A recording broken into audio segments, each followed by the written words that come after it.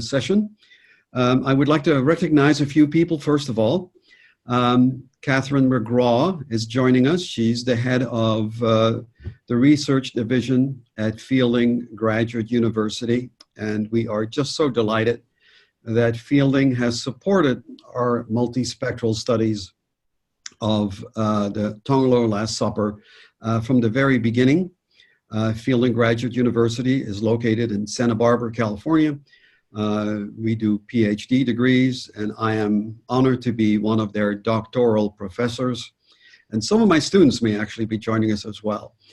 We do only PhD degree programs in human development and various other sections. And of course, I'm teaching in human development and as a humanities person. I also want to recognize Lean Geeson. I hope I pronounced your name correctly, Lean. And David Laney of IPARC.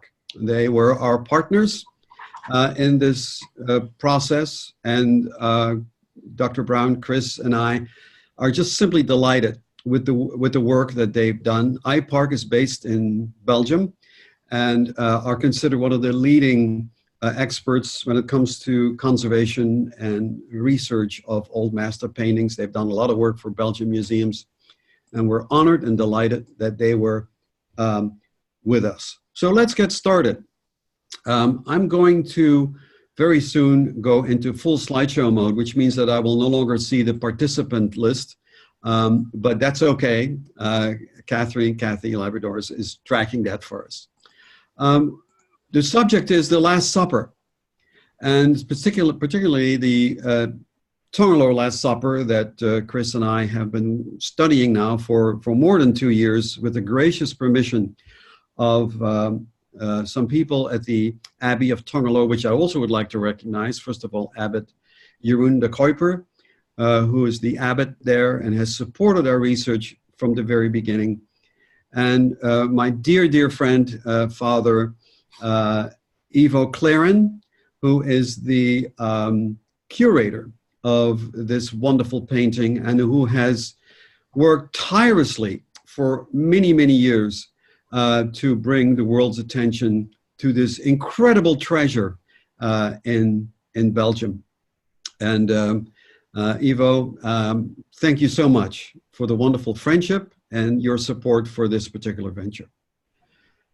When we talk about Leonardo da Vinci, we are always challenged by a few things, dear friends. This is an artist who worked at the last phase of the Quattrocento and the cusp of the High Renaissance, when signing a work or dating a work was not yet done, was not yet the custom. Michelangelo started that with the Pietà in 1501.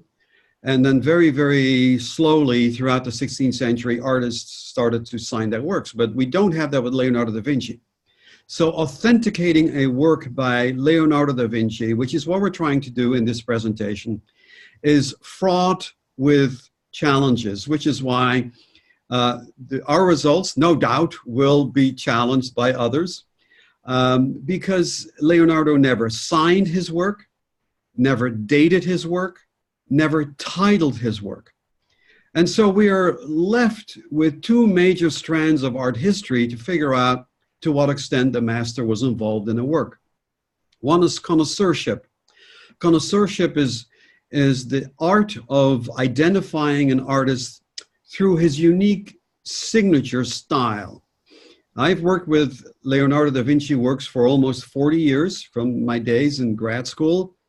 And in those days, in my graduate school, connoisseurship was really the primary scholarship by which we identified works by artists such as Leonardo da Vinci.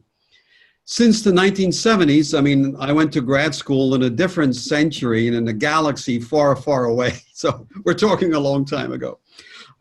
Since then, the 1970s, we've seen an increasing number of technologies come to the fray, which can help art historians understand who worked on the painting.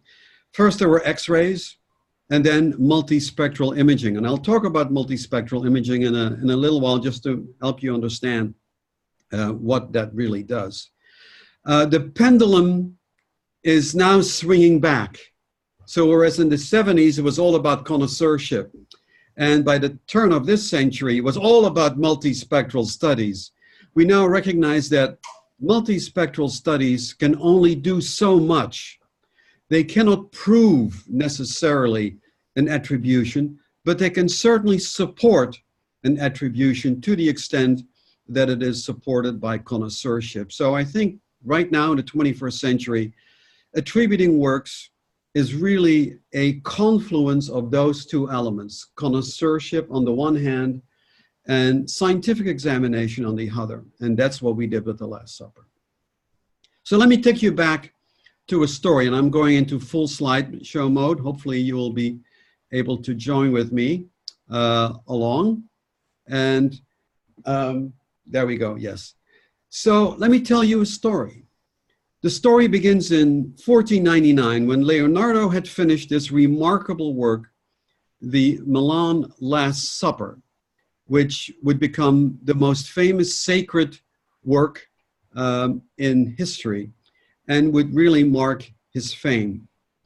And when the King Louis XII conquered Milan in 1499, creating tremendous chaos, the Duke of Milan, Ludovico Sforza, was the mentor of Leonardo, was forced to flee, as did Leonardo. He fled to Venice, and that's a very important part of our story.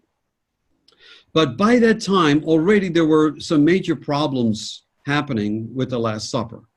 King Louis XII of France, the conqueror of Milan, was deeply impressed by this work. But when you look closely, you can see that even after the restoration by Pininfarina, which took 20 years, nearly 20 years, that today the work is really no longer visible. What you see here after this restoration, which is really a restoration that took away all other attempts at restoration, is about 20% of Leonardo's original vision. When you look at the complete loss of pigments, for example, in the garments of Philip, or Jesus for that matter, we really no longer can understand what Leonardo tried to accomplish with this painting. Particularly, here is a detail of the face of Christ. And so if you go to Milan today and see the fresco, I've done it several times, we really no longer have an idea of what Leonardo originally intended in 1495 when he started this tremendously important work. And that's what set Chris Brown and myself on a quest to discover, are there copies or versions of this painting that can recapture Leonardo's original vision? The restorer that I spoke about earlier, Pininfarina, who worked on this fresco for 20 years, as I mentioned, said after she was done that the restoration revealed that there were remnants of coloring and an extreme variety of tones, but that this layer simply no longer exists, that we can no longer see what Leonardo intended. Now, this is what the room, the Cenacolo, in the Santa Maria della Grazia in Milan looked like in 1499. This is a detailed reconstruction. And for members of the press, if you would like to get a copy of this reconstruction, please email me or Catherine Lambador or Lynn Gayson. You have our emails. We'll be happy to send that to you. This is a detailed reconstruction we made last year of what the room originally looked like. And you can see the vibrant colors and how the fresco originally dominated this beautiful, beautiful room. Of course, as you know, this hall was bombed in World War II by the RAF. Miraculously, the Last Supper survived, but the walls surrounding the Last Supper were destroyed. The fresco on the other side of this Cenacolo, Montalbano's crucifixion scene, was damaged as well, but also miraculously has been preserved. So this is what King Louis XII saw. He saw this, what you're seeing right now in 1499. And we have a very important source called Giorgio Vasari, a 16th century biographer, who tells us that the King Louis XII was so impressed that he ordered his engineers to carry it to his kingdom at all cost. And Vasari says, and they tried to do all kinds of things, you know, create cross stays of wood and iron to transport it safely to France, but they failed. There simply was no technology in the 16th century to take a fresco off a wall. That technology would not be developed until the 19th century. And then from the 19th century onwards, starting with a painting by Goya, we now have the technology to do that. But of course, in the 16th century, that was not the case. And so Vasari says, the fact that it was painted on a wall robbed His Majesty of his desire. And so the picture remained with the Milanese. And that's where our research begins. Because in the 16th century, a king like King Louis XII didn't take no for an answer. That's just the way it was. And he would go for an alternative.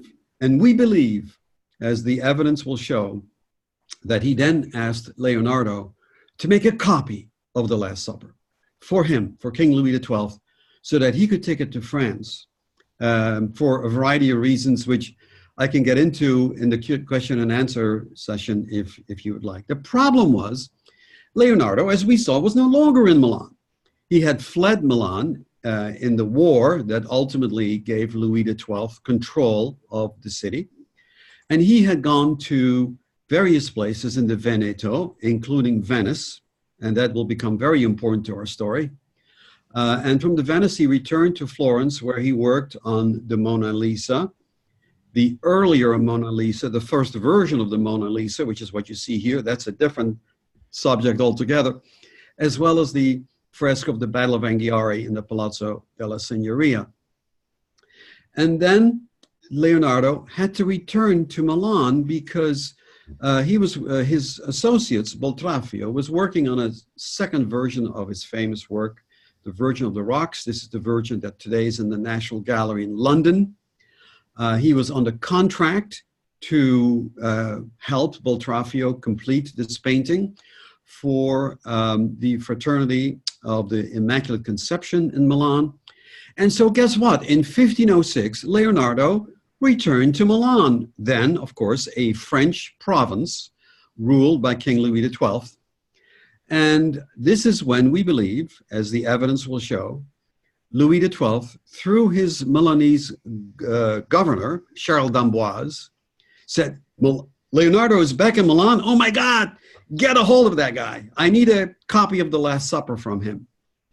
The problem was that Leonardo was under contract with the Signoria, the government of Florence, to complete the Battle of Anghiari fresco. So he was allowed to Milan only for 3 months. This is documented. For 3 months.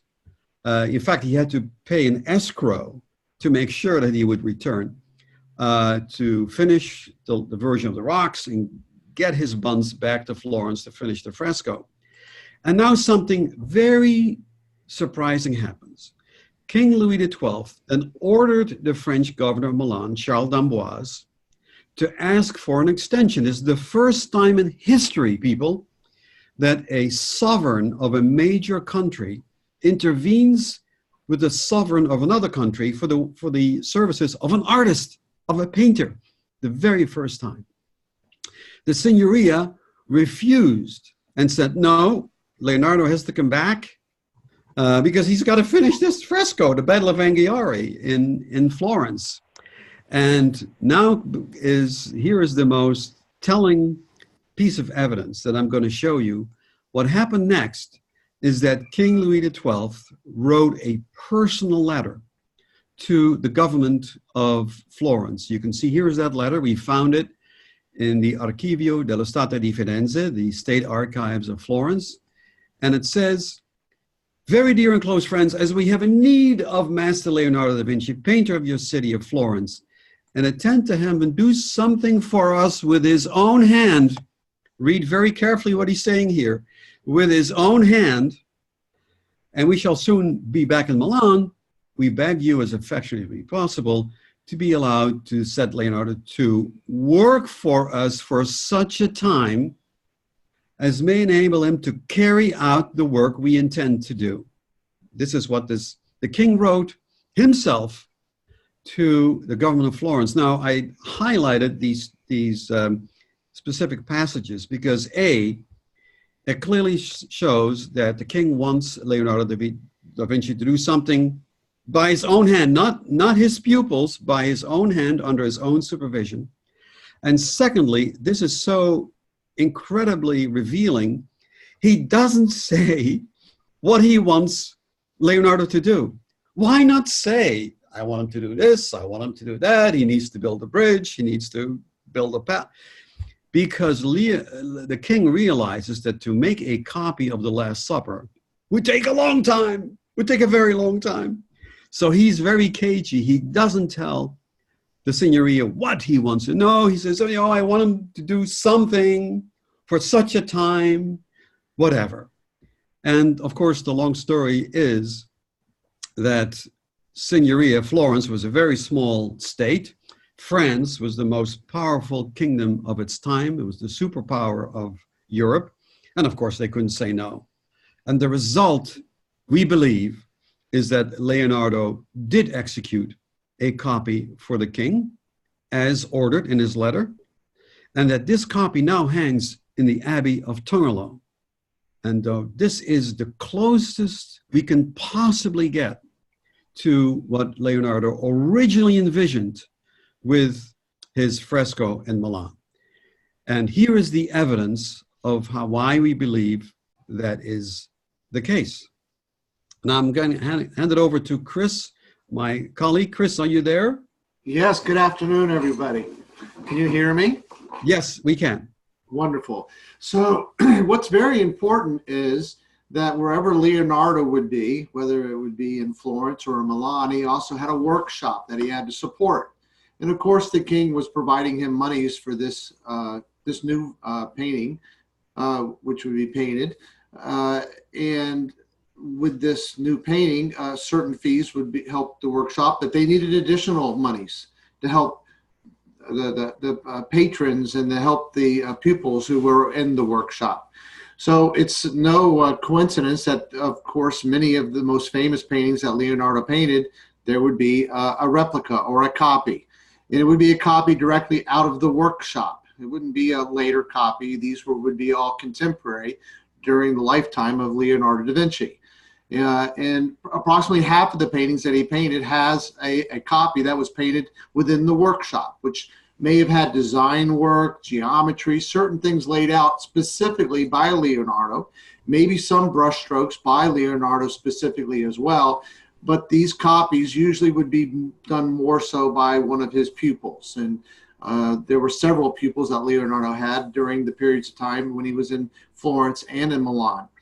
But during this specific time, when this new Last Supper copy was going to be painted, Leonardo had been influenced also by a visit to Venice. And in this visit to Venice, he came across a new substance called canvas. And I'll remind you, it wasn't too many years before canvas was discovered that also oil paints were discovered. And that's part of the reason why all the paints coming off the wall in Milan is Leonardo loved how oil paints looked and how three-dimensional a feel you got. The problem is they didn't bind onto the wall, and they started peeling off the wall.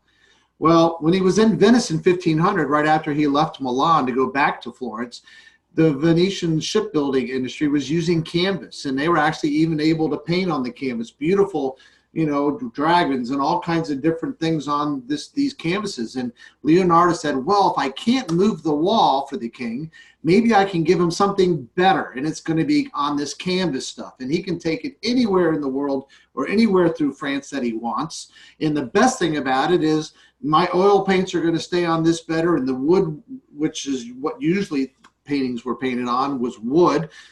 This canvas won't crack, it won't break, it'll last longer, and it's transportable.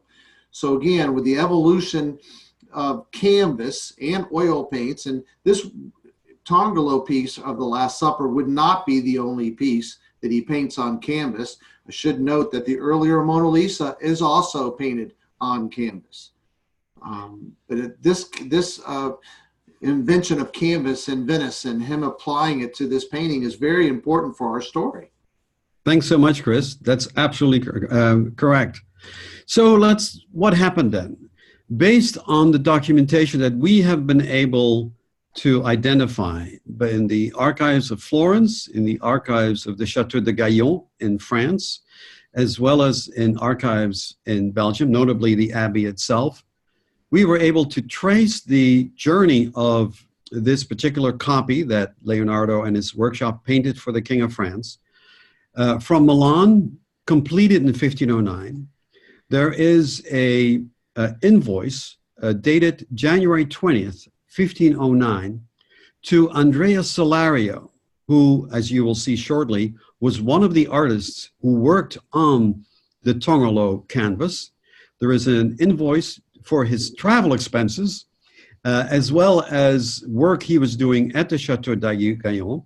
So this suggests that it took less than 2 years for the workshop to complete this massive canvas, which is an extraordinary short time. But again, multiple artists worked on it, and we will show you in a minute who those artists were. And after the canvas arrived in the Chateau de Gaillon, it remained there. Now, the Chateau de Gaillon is important because the chateau was the residence of Georges d'Amboise, the Prime Minister of France, whom Louis XII had put in charge of introducing the Renaissance style in France. I'm not going to belabor that right now, we don't have time, but I'll just briefly mention that France was, the Burgundy culture was very important, very influential in the 14th century. But France was completely left behind by the explosion of the Renaissance in Italy. And Louis XII was very much aware of that French culture was basically left behind, was behind the times. And that's the reason why he wanted the Last Supper in France, so as to instruct French artists how to get with the program and start to paint in the Renaissance manner. Unfortunately, the king died shortly thereafter, 3 years after the canvas died. The painting remained in the Chateau de Gaillon, and we see it in an inventory of 1542. And this is exactly what it says. La scène facte en toile un grand personnage qui fut Monseigneur fils d'apporter de Milan. This is 16th century French, which says, among others, here we have a Last Supper on canvas with monumental figures, which our Lord had ordered to be brought from Milan. Now, I don't know what other piece of evidence this was a dream come true when we discovered this, because here is black and white, a very clear evidence that the Tongerlo canvas did come from Milan, was ordered by the king, and was in fact a Last Supper executed on canvas. So what happened next? What happened next is Georges d'Amboise was dead. The King Louis XII was dead. Francois Ier was now the new king. And so the people who ran the chateau decided to put it up for sale. And after several years, Abbot Striders of a new monastery, which was being built at that time, acquired the canvas for 450 guilders, a lot of money in those days, in 1545. And that's where it has remained ever since. Now, let's talk a little bit about the technical aspects of to what extent can science support our hypothesis or the scenario that we have just described for you. First of all, we have found that the pigments closely align with the pigments that Leonardo used just a few years earlier on another work on canvas, which is the earlier Mona Lisa. The ground, very typical for Leonardo, lead white, red brown ochre, calcite, calcium carbonate. And the figures are a combination of red ochre sienna. Leonardo really loved the interaction of red ochre sienna and lead white. and very strong colors. As you know, that's why I showed you Pinin Brambila's quote earlier. He really loved popping colors: blue, copper, green, azurite, vermilion, vegetable black, vegetable green. So in terms of use of pigments, these are all 16th century pigments that were very much in use in Leonardo's workshop. What really floored us when we began this research, though, is to what extent the Tongerlo Last Supper matches the composition of the Milan fresco. Now, I want you to bear with me and look very, very closely to what I'm about to do. I'm about to dissolve from this group of figures to the same group of figures in the Tongerlo campus. Okay, everybody, please pay attention. Here we go. This is the Milan fresco. This is the Tongerlo fresco. And you can see the astonishing match that cannot be accomplished by human eyes. The human eye simply cannot create such a close geometrical replication of an original. Let's do this again. Let's go here to the passage of Judas, Peter, and John. John is bending over to Peter saying, and Peter asks, what did he say? What did he say? Christ has just announced that 1 in the 12 will betray him. And John is leading back towards Peter because Peter can whisper in his ear, what did he say? What did he say? This is the Milan version. Now look here, we're going to go to the Tongerlo version. Here we go. Astonishing. We have done the same tests on other copies of the Milan fresco, such as the one that's currently in the Royal Academy of Arts. We will talk about that in a moment. We do not see the same close match as we see in the Tongerlo canvas, which immediately gave us the suggestion that Leonardo must have used the same cartoons as he used for the fresco. What are cartoons? No, they're not comic strips. Cartoons are life-size drawings of the final study that an artist makes before he has that design transferred to the wall. And there are several ways to do that. You can punch holes through it and then rub chalk through the holes. These are called spolveri. And in such a way, you get a complete outline of the figure on the wall that Leonardo originally envisioned. We believe that the same cartoons were used on the Milan fresco as on the Tongerlo canvas, and that these cartoons were then not used on any of the subsequent copies that were made. Many copies were made of the Last Supper since. And of course, we needed evidence for that, and that's what the IRR hopefully will give us. Multispectral studies, as I mentioned earlier, is a relatively new phenomenon. And as you may recall, in April, we did a first pass at getting a multispectral study done with wonderful people in Belgium called IMAC. IMAC pioneered the use of multispectral studies using miniaturized cameras, and they have a whole variety of uses for that, including the study of soil and crops and so forth. And they were so kind, they volunteered their services. And right away, we were struck by the quality of the face of John. And of course, that becomes a very important part of our story.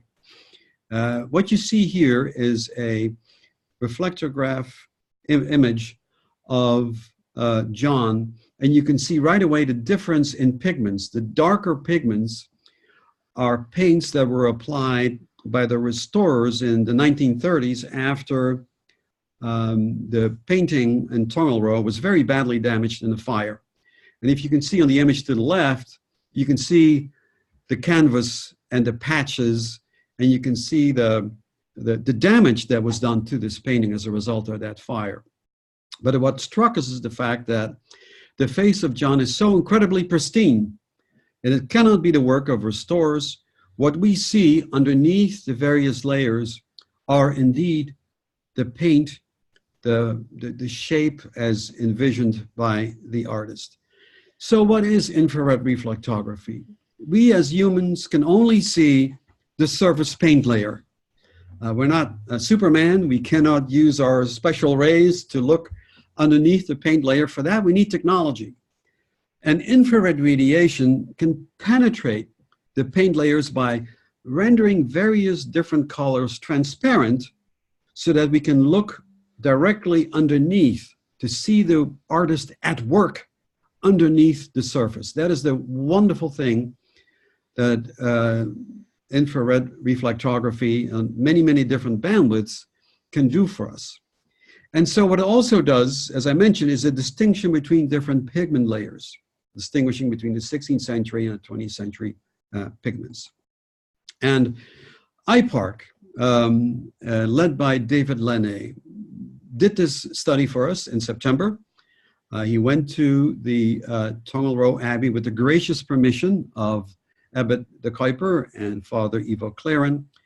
And he spent a week there taking detailed infrared reflectograms of key passages of the work. To the left, you see the painting as we see it and the human eye see it. And to the right, you see what the infrared reflectogram saw. And you can see right away the difference between the original pigment layer and the additional layers that were added in later periods as a result of the restorations.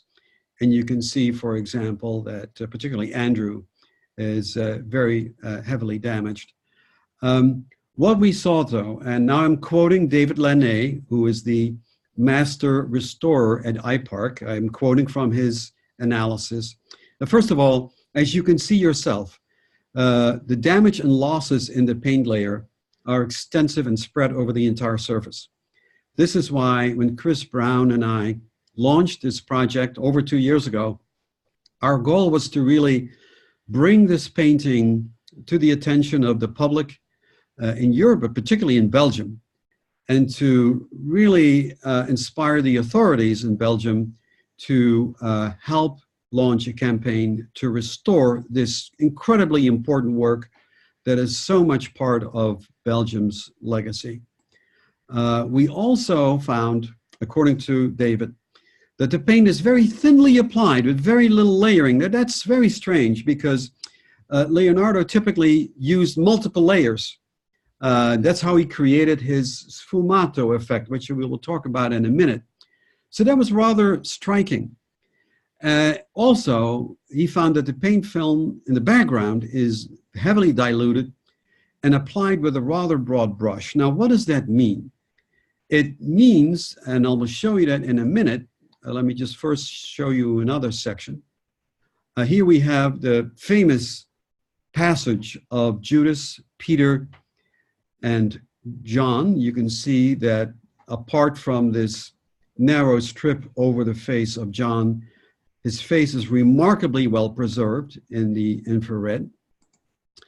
And what we also saw is that the inside of the faces, like the eyes, nose, and mouth, are executed with a much softer and diluted layers of paint, with the brush strokes faded out, which shows that unlike the background, that much more attention was spent on the actual faces in order to imitate Leonardo's unique sfumato technique. We will talk about that.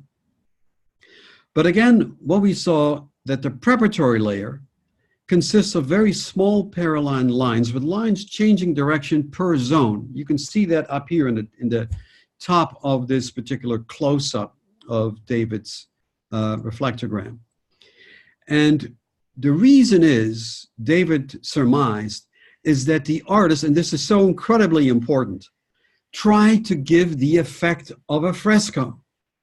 They tried to give the effect of a fresco because, unlike in oil painting, a fresco must be applied very, very quickly. A fresco literally means fresh, freshly paint on wet plaster is typically applied with rapid brush strokes before it dries up. And so what David surmised is that this very unusual finish was probably done to deliberately mimic a fresco finish. And your question is, why? And the answer is, That's what the king saw. King Louis XII saw a fresco on the wall. So in a very brilliant manner, Leonardo and his workshop tried to maintain the look of a fresco, even though they were, of course, working in oil paints on canvas. And that was just an astonishing discovery that David did for us. We were not prepared for that at all, but it strongly supports, of course, the direct correlation of this work with the fresco in Milan. Let's look at this particular situation here. We have Thomas and Philip. Thomas and Andrew. And what we see here, as you can note very clearly, the outline. Do you see that? The strong outline around these figures here as well. These are, of course, these very strict and sharp outlines were done with no freehand application. They were executed with the dry medium. And of course, the point of these outlines is to clearly indicate for the artist the contours, even outlining the hair. And this, according to David, is a strong indication of the use of cartoons for the tracing of the figures, thus strongly supporting our initial hypothesis that the Tongerlo canvas matches the Milan fresco so closely because of the mechanical transfer of a cartoon. Otherwise, there is no way you can create such a close match between the original and its replica. So this was another incredible discovery that shows that indeed the connecting point, the connection point between the Milan and the Tongerlo versions are the cartoons. They are the binding element. Now, of course, the face of John, where we saw that there are, and this is again an analysis by David Laney, unlike the other characters, what we see here is apparently the artist suddenly felt free to go beyond the contours, to sort of not be bound by the contours and really go well beyond that. Of course, only a master artist would want to do that. The other figures, which we believe were painted by Leonardo's disciples, and I will show you in a minute who they are, they needed to stay close to them. They weren't going to sort of freewheel with the cartoons. They were going to be very, very strict and stay within the lines of what the master had given him. But Leonardo always wanted to improve things. He never wanted to replicate. He always wanted to see if he could do things better. And we see that with the two Mona Lisas. We see that with the two Virgin of the Rocks. We see that with the two Madonna of the Yarn Winders. And here too, Leonardo, which we believe painted the face of John, clearly did not feel bound by the cartoon contour because he created the work to begin with. And so here we see that the artist was free to go beyond it and let his imagination roam free. And this, of course, for example, the hair extends well beyond the principal outline. The other key element why we think that John was painted by Leonardo da Vinci, and now I am moving away from David Laney's analysis. Now we're going into that area that I referred to at the beginning of my presentation, connoisseurship. Now we let connoisseurship speak. What made Leonardo's art at the early part of the 16th century so unique was sfumato. It means smoky in Italian. And I don't want to go into a whole lecture here. I know I need to stay within the time bounds, but let me just briefly tell you that throughout the early Renaissance, the Quattrocento, the artists struggled with the concept of space. How do you create space? The illusion of space on a flat wall or a flat painting. And for the Quattrocento artists, Botticelli and all these other, Ghirlandaio, they did that through geometric projection, linear perspective. That's how they suggested space, by basically projecting the figures on a three-dimensional grid, a geometrical grid. Leonardo broke away from that. And Leonardo said, you know, when the human eye perceives a face, we don't see geometrics. We don't see lines. We don't see a mathematical model.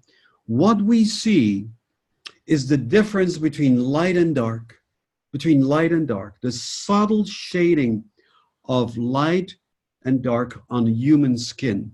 And that is Leonardo's unique invention. Of course, within a decade, it would be copied by Raphael and Del Sarto and tons of other people. But in the early years of the 16th century, and this is what we're talking about, this was still Leonardo's trademark. And you can see the remarkable similarity between the face of Mary and the Virgin of the Rocks, painted in Milan at around the same time as the Tongerlo Last Supper. The use of very subtle passages of light and dark and reflected light on the skin. Note here the lower chin of the Virgin and the lower chin of John. No other figure in the Tongerlo Last Supper uses this very delicate art of sfumato.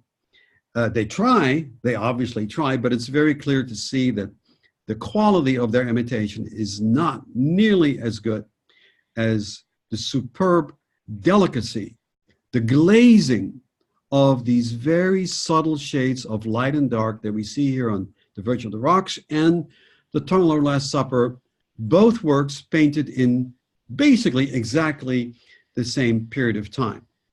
Now, here's the Louvre Mona Lisa, and you wonder, why do I tell you that? Because in addition to David Lannet, we asked my dear colleague, Professor Vadim Parfenov, who has published in several works about the earlier Mona Lisa, to do a histogram analysis. Now, what is a histogram analysis? What is that about?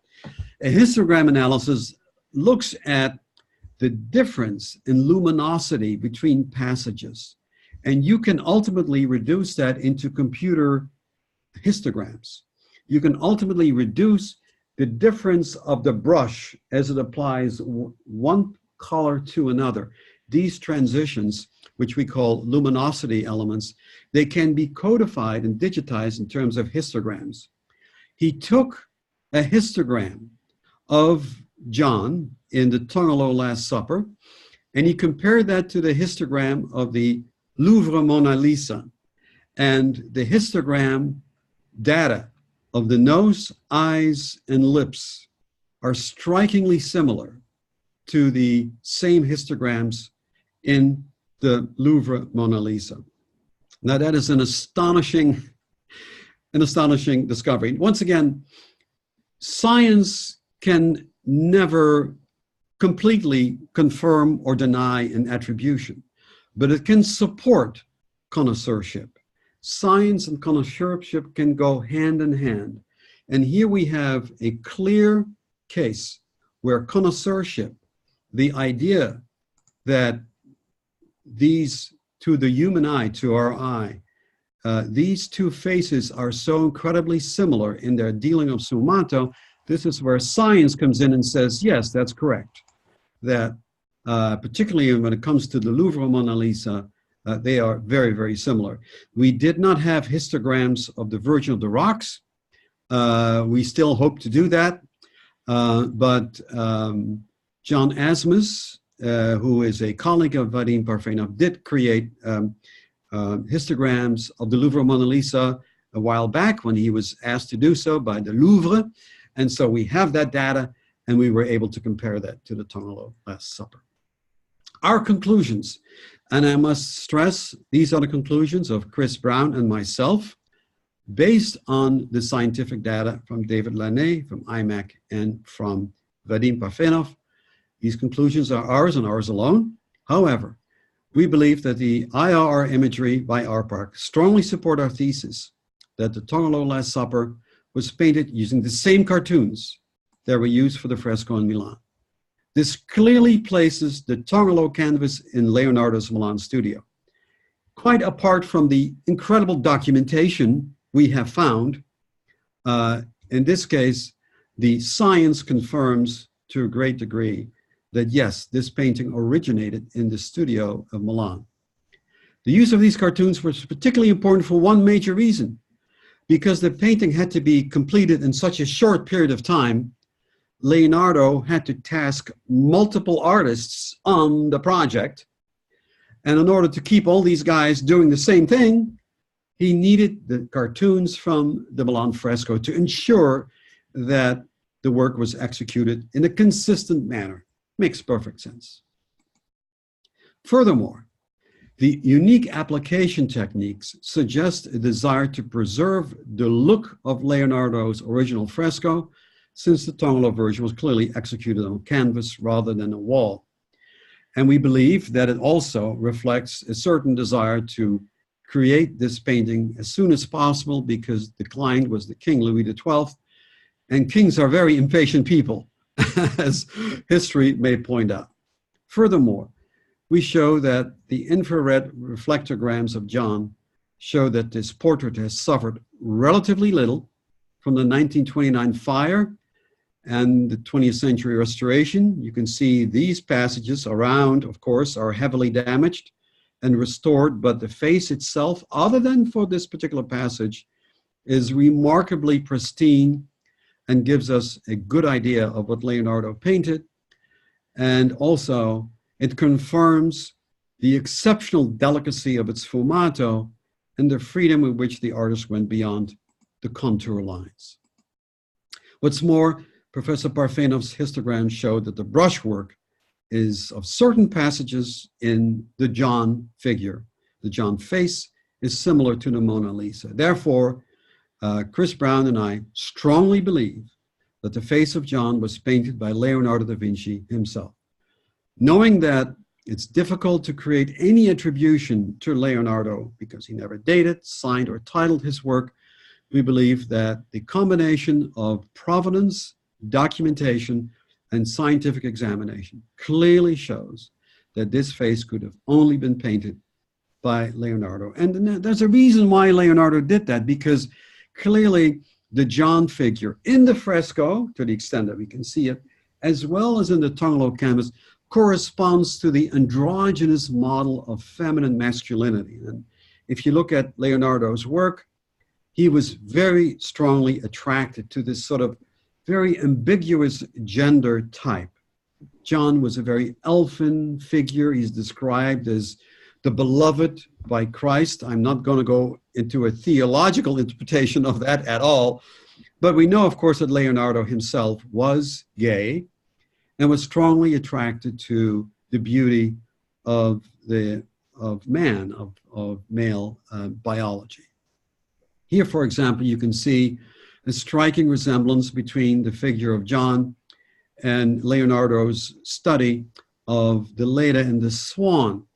And very clearly, I believe that he might have used the same drawing or sketch or model for the face of John. Obviously, Leda and the Swan. Leda is a mythological figure, is a woman, and yet it was used for the execution of John. Finally, who painted these figures? If we know that John was painted by Leonardo, who the heck painted the other figures?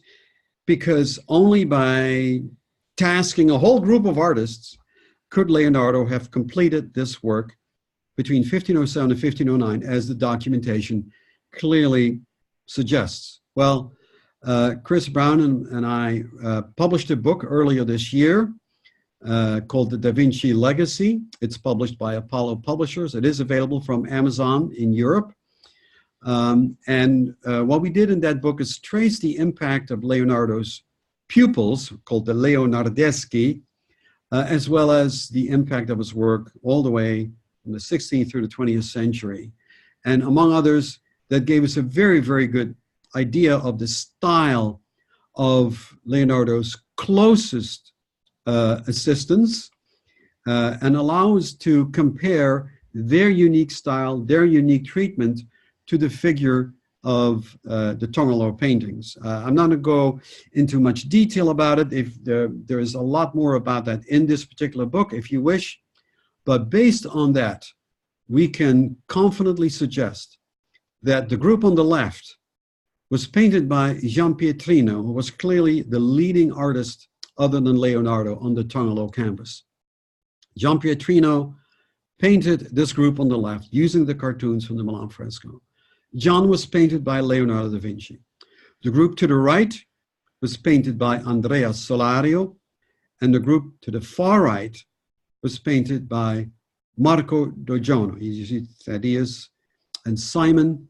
In fact, the figure of Simon was then later used by Marco Dogiono in a work of the Holy Family, which, believe it or not, I discovered in a museum in Mumbai, India. So we went all over. But taken together, we believe that these are the three principal artists: Giampietrino, Andrea Solario, whom, as you remember, brought this work to France, as the receipts show, and Marco Dogiono. Now, what's so interesting is that these three guys, learned so much about the Last Supper in creating the Tongerlo canvas that they then went on and made their own copies. They said, hey, now that I have this wonderful experience, let me put that to good use and let me see if I can monetize that experience. And sure enough, Andrea Solario was the first to make a copy called the Castellazzo copy. The only thing we have of that copy is this photograph. It was exhibited in the Cenacolo in Milan, but when the RAF bombed this hall in World War II, unfortunately, his copy was destroyed. It was originally a fresco, but was transferred to canvas in the late 19th century. So Andrea Solario was the first to to leverage his experience into a copy of his own. Jean-Pierre did the two. Jean-Pierre then made the Certosa copy, and this is the next major copy of the Last Supper, now at the Royal Academy of Arts in London. And we interviewed Helen Valentine, who's the curator of this beautiful canvas, and she allowed us to see it. And it's now exhibited in a special room in the Royal Academy of Arts in London because they greatly prized this work as well. And so did Marco Dogiono. He said, heck, if those guys can do it, I can do it as well. And so he also used his experience of painting the Tongerlo copy in painting his own copy, which is known as the Écouen copy, now in the Chateau Écouen in France.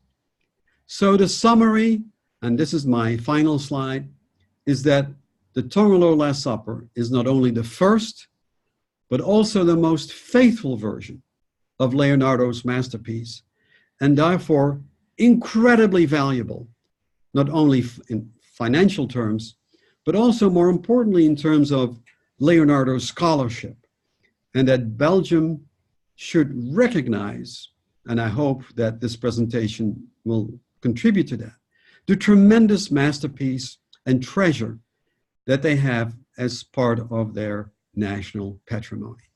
And that is my particular presentation.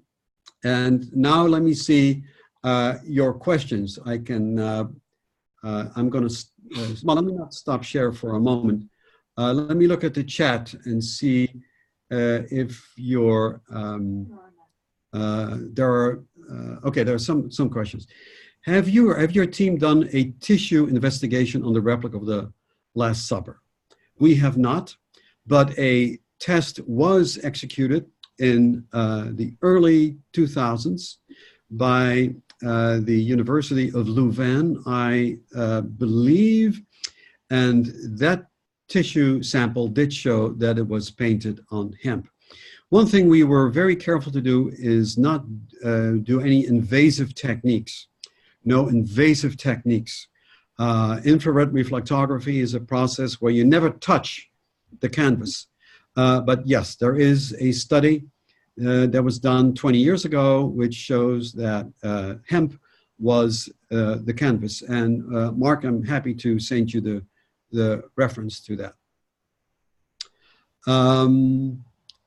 Any questions? I'm going to now take you all off of mute. Don't all speak all at once. And who painted Jesus? Rich, I think we've addressed that. Fundraising, I'm not quite sure what you mean by that, Rich. Well, Can you amplify? There's a fundraising campaign to restore the canvas, I believe. I put up a website there that I came across. Yes. So there is a campaign going on to raise the funding for the restoration, which is being planned by the Flemish authorities. It's going to be a very costly affair, clearly, and the monastery is not in the business of restoring things. The monastery is a functioning monastery, and so we need your help. We need people's help. If there are Belgian corporations or European corporations who would like to be associated with this effort, we greatly encourage you to contact either Father at the Abbey of Tongerlo or any of us, and we will steer you to right authorities. There is, in the United States, we have launched the campaign with the Audubon Foundation to raise funds in the United States. If you have people talking in the background, would you kindly mute yourself? We hear a lot of people talking in the background. Thank you. Anyone, any other questions? This is an open mic part.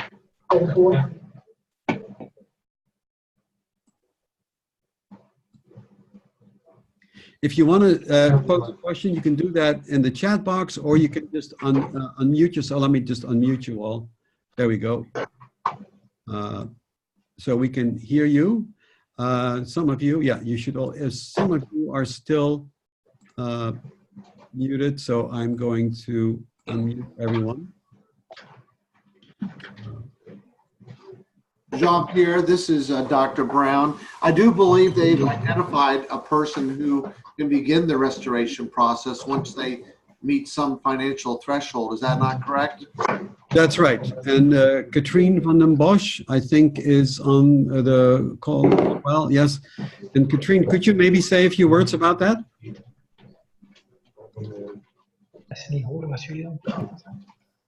If you can. In any case, Katrien is the person who is spearheading that effort.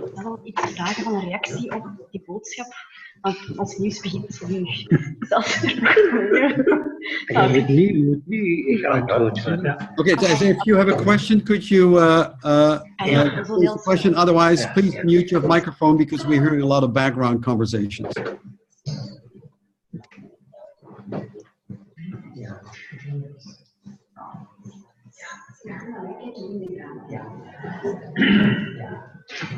Or you can post the question and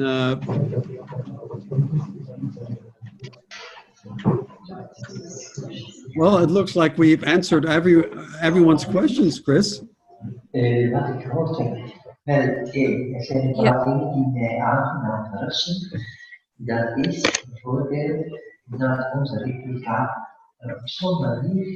you have any further questions about this process, I believe Lean has distributed my email as well as the email of Lean herself and Kathy Labrador here in Los Angeles. So you can certainly contact us for any follow-up questions. I hear somebody talk in the background. I'm not sure who that is. In any case, let me thank everyone who contributed to this presentation. David Lanné, first of all, his analysis, his brilliant analysis, helped us to answer so many questions about this painting. The good fathers at the Abbey of Tongerlo, thank you for your ongoing support, and thank you for always opening your doors whenever we drag ourselves back to your front door with more questions. And for the various television crews we've had at the monastery. And thanks to the press, who has been following this development so keenly.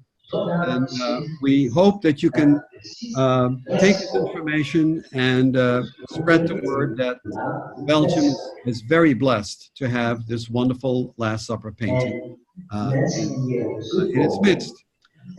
With that, unless we have any other questions, I'm going to close this particular session. I thank you for your wonderful participation. Oh, Bernie has Bernie, you're waving or you have a question? He's waving, that's good. Well, I just appreciate it, JP. It's great. I learned a lot, and it's great to connect with you, and there was a press conference. Thank you so much. And Thank you, everyone. Have a wonderful day. Thank you, David and Lean. There they are. There they are, the heroes of the hour who created the hero. who created this wonderful analysis for us. And the press release, of course, has the information in case you want to follow up with David for more of his analysis. With that, we wish you a wonderful day. And hopefully, we're looking forward to all of your coverage of the Belgian and European media. Thanks so much. Take care, everyone. Bye-bye.